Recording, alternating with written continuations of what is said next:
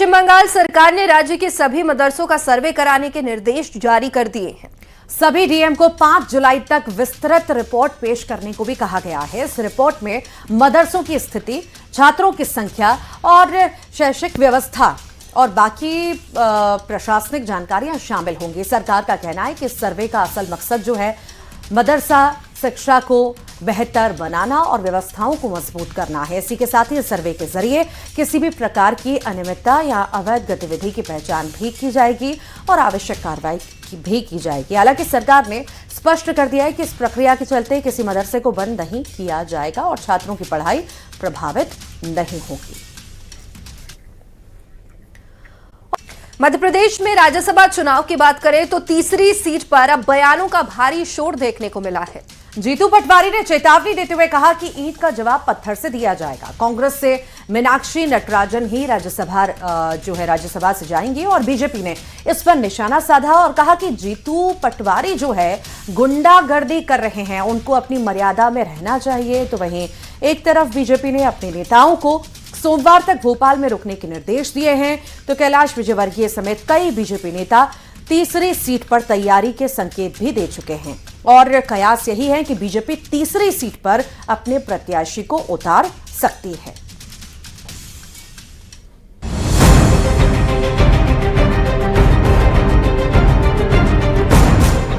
मध्य प्रदेश में राज्यसभा चुनाव के बीच बयानों का भारी शोर है। ये शोर राज्यसभा की तीसरी सीट के लिए है, क्योंकि बीजेपी की ओर से तीसरी सीट पर भी प्रत्याशी उतारे जाने के संकेत दिए जा रहे हैं। अब इसको लेकर कांग्रेस ने बीजेपी पर हमला बोला है। कांग्रेस प्रदेश अध्यक्ष जीतू पटवारी ने चेतावनी देते हुए कहा कि ईंट का जवाब पत्थर से दिया जाएगा। कांग्रेस से मीनाक्षी नटराजन ही राज्यसभा जाएंगी। उधर जीतू पटवारी की भाषा को लेकर बीजेपी ने बड़ा हमला बोला है। बीजेपी ने निशाना साधते हुए कहा कि जीतू पटवारी गुंडागर्दी कर रहे हैं, उनको अपनी मर्यादा में रहना चाहिए। कांग्रेस पार्टी का 500% राज्यसभा का मेंबर मीनाक्षी नटराजन जी के रूप में राज्यसभा में जाएंगे। अगर भारतीय जनता पार्टी में लोकतांत्रिक मर्यादाओं का पालन करके जाए तो भी स्वागत योग्य है, और अगर वो लोकतांत्रिक मर्यादाओं की हठधर्मिता का उल्लंघन करेगी तो ईंट का जवाब पत्थर से मिलेगा। अब देखिए, लोकतंत्र में इस तरह की शब्दावली का कहीं भी स्थान नहीं है कि ईंट का जवाब पत्थर से देंगे और दादागिरी करेंगे और कभी प्रशासकीय अधिकारियों को डराएंगे, धमकाएंगे। ये तो केवल और केवल कांग्रेस में ही होता है। मुझे लगता है कि लोकतंत्र में इस तरह की शब्दावली का उपयोग जब होता है तो कहीं ना कहीं हम भय से ग्रसित रहते हैं, जब भी हम इस तरह की शब्दावली का उपयोग करते हैं।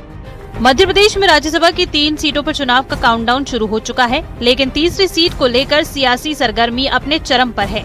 एक तरफ बीजेपी ने अपने नेताओं को सोमवार तक भोपाल में रुकने के निर्देश दिए हैं, तो वहीं कई बीजेपी नेता तीसरी सीट पर तैयारी के संकेत दे चुके हैं। कयास है कि बीजेपी तीसरी सीट पर अपने प्रत्याशी को उतार सकती है। खुशी तो आप महसूस कर रहे होंगे, लेकिन जरा ये बता दीजिए, तीसरी सीट के लिए भी कोई तैयारी हलचल है क्या पार्टी के अंदर? बिल्कुल, पार्टी की तैयारी है। तीसरी सीट के लिए भी नाम पर विचार चल रहा है और भारतीय जनता पार्टी के माननीय नरेंद्र मोदी जी और डॉक्टर मोहन यादव जी के नेतृत्व में लोगों की भी आस्था है और विधायकों की भी आस्था है। इसलिए हमें विश्वास है इस बात का कि तीसरी सीट की भी कोई संभावना मध्य प्रदेश में बन सकती है। तीसरी सीट पर आएगी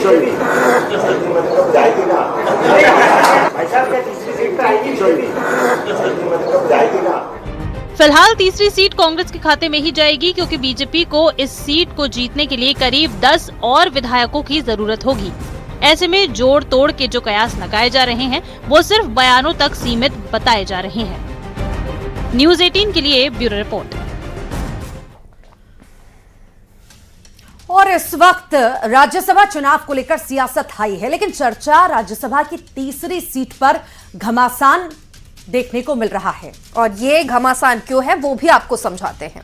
देखिए, राज्यसभा की एक सीट के लिए 58 विधायकों की जरूरत है और बीजेपी के पास अभी कुल 164 विधायक हैं। तो वहीं कांग्रेस की अगर बात की जाए तो कांग्रेस के पास अभी 64 विधायक हैं, लेकिन इसमें एक विधायक मुकेश मल्होत्रा वोटिंग नहीं करेंगे, निर्मला सप्रे क्रॉस वोटिंग कर सकती है। ऐसे में कांग्रेस के पास 62 विधायक ही बचे हैं। बीजेपी का 2 सीटों के लिए कुल 116 विधायक की यहां पर जरूरत बीजेपी को पड़ेगी। तो वहीं तीसरी सीट के लिए बीजेपी के पास 48 विधायक बचेंगे, लेकिन जरूरत कितनी है? 58 विधायकों की। और कहा जा रहा है कि बीजेपी को 2 विधायकों की मदद मिल सकती है, यानी कुल 50 विधायक हो गए हैं, लेकिन अभी भी 8 विधायकों की और जरूरत होगी। तो यही वजह है कि कांग्रेस और बीजेपी दोनों ही राज्यसभा की तीसरी सीट पर बयानबाजी कर रहे हैं और 18 जून को वोटिंग है और उसी दिन नतीजे भी आ जाएंगे और यह भी पता चल जाएगा कि आखिर तीसरी सीट पर क्या होने वाला है। और दिन की शुरुआत के साथ ही एक बार फिर से महंगाई पर आम जनता को एक और तगड़ा झटका लगा है। मिडिल ईस्ट में जारी संघर्ष के बीच एक बार फिर से घरेलू गैस सिलेंडर की कीमत बढ़ा दी गई, जिससे लोगों के किचन का बजट बिगड़ गया है। तो देश और मध्य प्रदेश में घरेलू गैस सिलेंडर के दामों में 29 रुपए की भारी बढ़ोतरी देखी गई। इसके बाद से सिलेंडर पहले के मुकाबले महंगा होगा। चलिए आपको बताते हैं कि आपके शहर में घरेलू गैस सिलेंडर की कीमत क्या है। सबसे पहले बात करेंगे राजधानी भोपाल की, जहां अब रसोई गैस सिलेंडर के दाम बढ़कर 947 रुपए हो गए हैं। जबकि ग्वालियर का जिक्र किया जाए तो यहां पर कीमतें 1000 के पार पहुंच चुकी है, यानी कि 1025 रुपए तक यहां पर सिलेंडर मिल रहा है। तो वहीं ग्वालियर में सिलेंडर की कीमत 1025 बताई गई, तो इंदौर में 970 रुपए का घरेलू गैस सिलेंडर अब आपको मिल सकेगा। उज्जैन में अगर दाम की बात करें तो सिलेंडर अब 1001 रुपए का हुआ है। जबलपुर में गैस सिलेंडर की कीमत अब 919 रुपए हो गई है। पेट्रोल डीजल के बाद अब रसोई गैस में बढ़ोतरी हुई है और लगातार बढ़ती कीमतों से जनता अब परेशान हो चुकी है, त्रस्त हो चुकी है। तो घरेलू गैस के दामों में हुई बढ़ोतरी ने जनता की परेशानी बढ़ा दी है। लोगों का कहना है कि गैस दामों में हुई बढ़ोतरी से घर चलाना बेहद ही मुश्किल हो चुका है। तो गैस की कीमतों में लगातार हो रही बढ़ोतरी को लेकर पेट्रोलियम मंत्रालय का भी बयान सामने आया। सरकार का कहना है भारत में सिलेंडर की कीमत पड़ोसी देशों से कम है और अभी गैस की कीमत दुनिया में सबसे कम भारत में है।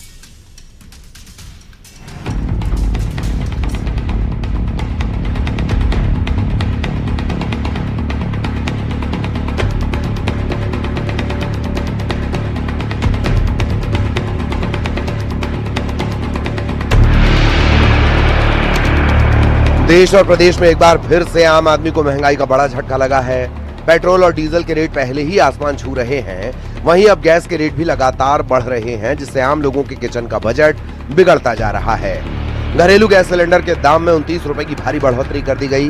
राजधानी भोपाल में अब रसोई गैस सिलेंडर के दाम बढ़कर 947.5 रुपए हो गए हैं, जबकि ग्वालियर में कीमतें 1000 के पार यानी 1025.5 रुपए तक पहुंच चुकी है। घरेलू गैस सिलेंडर के दाम 29 रुपए बढ़ गए हैं और इसके बाद अगर राजधानी भोपाल में बात की जाए तो 947 रुपए से अधिक जो गैस सिलेंडर्स की कीमतें हैं वो पहुंच चुकी हैं। आप देख सकते हैं सुबह से लोग पहुंचे हुए हैं, गैस सिलेंडर की बुकिंग करा रहे हैं और गैस सिलेंडर लेने के लिए यहां पर आए हुए हैं। और जाहिर सी बात है कि जब सिलेंडर के दाम बेतहाशा बढ़ रहे हैं, 2 महीने में 2 बार दाम बढ़ चुके हैं, सर इससे बजट बिगड़ रहा है आपका? बजट तो बिगड़ता है सर। अब कितने का पड़ रहा है अभी सिलेंडर? 918 रुपये का। 918 रुपये का पड़ा है। तो ये जो दाम और जब बढ़ जाएंगे और जब अपडेटेड हो जाएंगी कीमतें तो और दिक्कत होगी आप लोगों को? दिक्कत तो होगी सर जी। घरेलू गैस के दामों में हुई बढ़ोतरी ने जनता की परेशानी बढ़ा दी है। लोगों का कहना है कि गैस दामों में हुई बढ़ोतरी से घर चलाना मुश्किल हो गया है। गलत बात है, ये गैस की टंकी के दाम नहीं बढ़ना चाहिए। लेडीजों को परेशानी आ रही, हर चीज में लेडीज परेशान क्यों है? क्या लग रहा है आपको इसमें आगे और थोड़े दाम कम होने चाहिए। गलत है क्योंकि आम आदमी तो परेशानी होगा, क्योंकि महंगाई इतनी बढ़ती जा रही है दिन प्रतिदिन। तो गैस की टंकी तो बहुत ज़रूरी चीज़ है, जिसके बिना तो खाना बन ही नहीं सकता है व्यक्ति का। और आम व्यक्ति तो गैस की टंकी पे ही खाना बनाता है, गैस ही यूज़ करता है खाना बनाने के लिए। तो उसके लिए तो बड़ी दुविधा की स्थिति हो गई है कि वो क्या करेगा। गैस के दाम में बढ़ोतरी का असर खाने की चीजों पर दिखने लगा है। रतलाम में सुबह का नाश्ता महंगा हो गया। समोसा कचौरी 5-5 रुपए महंगे हुए। अब समोसा कचौरी के दाम 20 रुपए तक पहुंच गए हैं। अभी तो रेट स्थिर है, लेकिन समोसा कचौरी के रेट बढ़ गए हैं। जी जी, कितने हो गए? पहले कितने, अभी कितने हैं? 5-5 3 रुपए उसमें बढ़ोतरी हुई है। महंगाई के कारण बढ़ोतरी हुई है। गैस के दाम बढ़ रहे लगातार। हाँ, गैस के दाम बढ़ने से थोड़ा वजन तो आ रहा है, दुकानदारों को भी तकलीफ है, ग्राहकों को भी परेशानी है।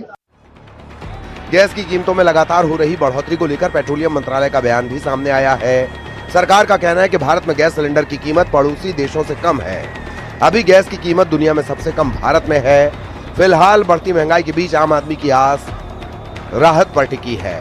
अब देखना होगा ये राहत की खबर कब आम लोगों के चेहरों पर खुशी लाती है। Bureau report, news 18।